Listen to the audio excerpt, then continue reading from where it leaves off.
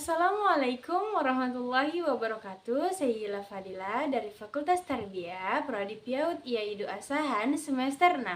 Hari ini saya akan menjelaskan tentang dampak-dampak dari disleksia, disgrafia, dan diskalkulia.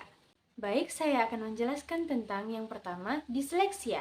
Teman-teman sebelumnya sudah tahu apakah itu disleksia? Nah, jadi disleksia itu adalah suatu gangguan belajar yang ditandai dengan kesulitan dalam membaca, seperti mengenal huruf, mengingat kata atau suku-suku kata. Selanjutnya ada disgrafia.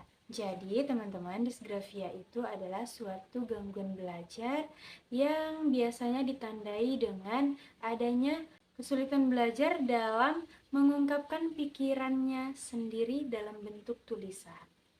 Nah, yang terakhir itu ada diskalkulia. Nah, jadi teman-teman, kalau diskalkulia itu gangguan belajar atau kesulitan belajar yang dialami seseorang dalam matematika, pembelajaran matematika. Misalnya seperti sulit mengingat angka, sulit berhitung, atau sulit mengingat simbol-simbol dalam matematika. Baik, tadi kita sudah sama-sama memahami tentang apa itu disleksia, disgrafia, dan diskalkulia. Selanjutnya kita memasuki ke dampak-dampak dari disleksia, disgrafia, dan diskalkulia.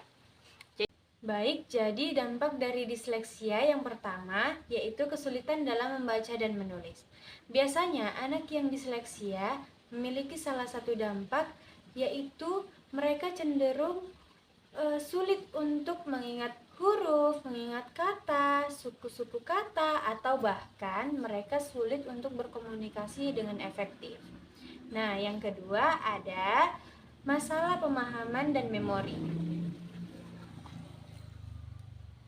Biasanya anak yang disleksia memiliki dampak yang ingatannya rendah. Mereka sering lupa.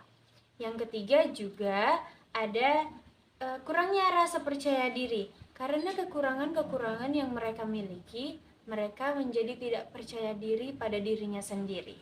Selanjutnya adalah dampak-dampak dari disgrafia. Yang pertama adalah kesulitan dalam mengekspresikan pikiran. Biasanya anak-anak yang memiliki disgrafia, mereka cenderung sulit untuk mengekspresikan ide dan pikirannya secara tertulis.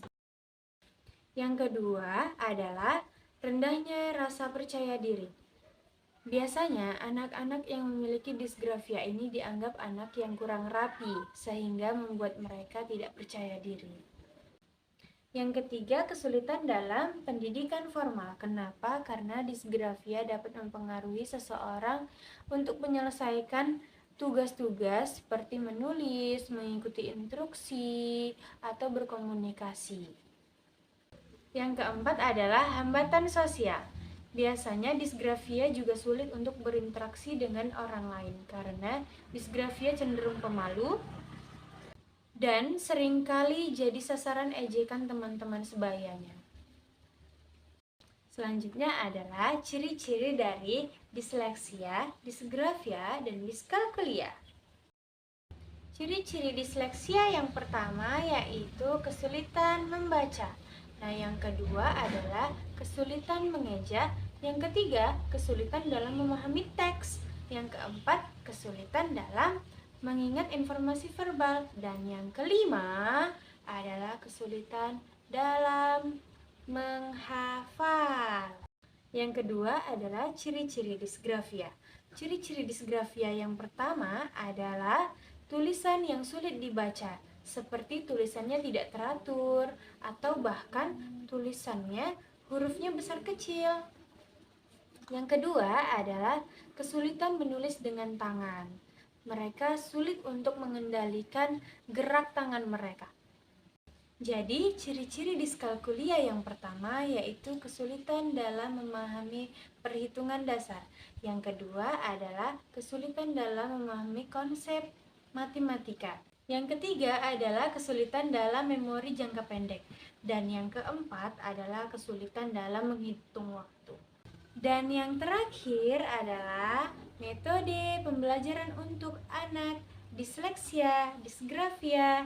Baik, jadi metode-metode yang dapat kita gunakan untuk anak-anak yang memiliki disleksia, disgrafia, dan diskalkulia. Yang pertama yaitu multisensori, di mana kita bisa melibatkan panca indera. Misalnya seperti pendengaran, penglihatan, atau sentuhan, atau gerakan tubuh. Dan yang kedua itu penguatan positif. Maksudnya gimana? Maksudnya adalah kita memberikan dukungan yang positif untuk anak tersebut.